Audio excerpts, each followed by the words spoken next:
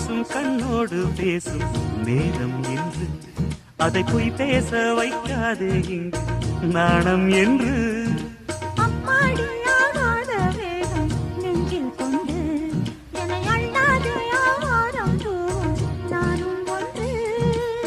கண் வைத்த பின்னாலே கை வைக்க கூடாதா?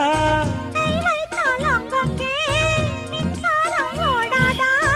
என்னென்ன நான் என்ன அவள் கொண்ட போது என்றாலும் எல்லைக்குள்ளே நின்றால் நானே மாது. மார் மீதும் தோள் மீதும் சாய்ந்து